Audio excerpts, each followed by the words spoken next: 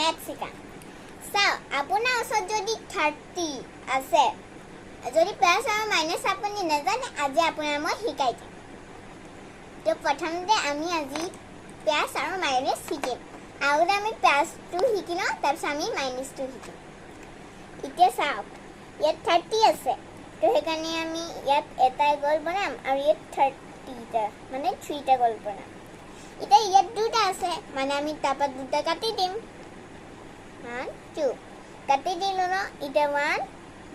আৰু 1 তো 11 হ'ল নাই সেনেকৈ আপুনি মেথছটো বুজি পেনে কৰিব আকৌ এটা দেখাইছোঁ যদি আপুনি বুজি নাপালে চাওক ইয়াত আকৌ এটা গল বনাম এনেকৈ আৰু ইয়াত আৰু 1